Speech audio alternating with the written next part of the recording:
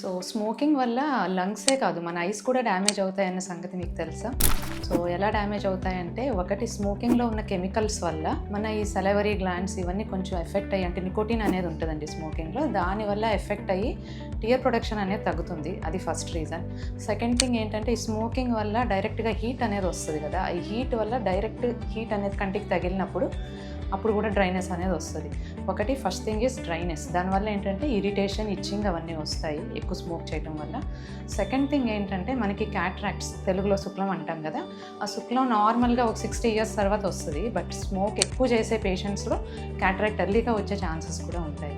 అదే కాకుండా third thing ఏంటంటే మ్యాక్యులర్ డీజనరేషన్ అని అంటాం. అంటే రెటీనా అనేది ఒక నరం అండి, కంట్లో ఒక పార్ట్ అది.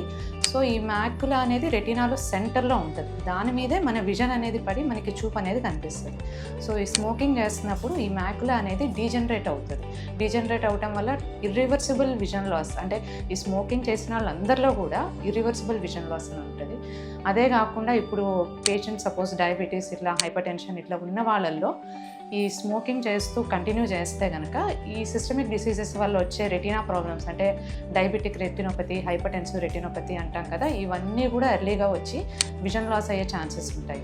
ఒక్కొక్కసారి టోటల్గా టొబాకో ఆంబ్లయోపియా అనేది కూడా వస్తుంది. దీంట్లో ఏంటంటే సడన్గా వన్ డే ఈ స్మోకింగ్ చేస్తూ one day total vision loss అని ఉంటుంది. ఇప్పుడు ఈ రెటినోపతి ఇవన్నీ గ్రాడ్యువల్ లాస్ ఉంటాయి. బట్ సడన్గా ఓవర్ నైట్ మీరు తెల్లారు లెగ్సేసరికి చూపు అనేది ఉండదు. దీన్ని టొబాకో ఆంబ్లయోపియా అంటాం.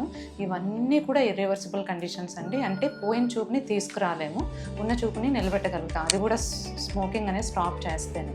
సో అందరికీ చెప్పేది ఏంటంటే, సో దయచేసి స్మోక్ చేసే వాళ్ళంతా స్మోకింగ్ని చేయకుండా చూసుకోండి.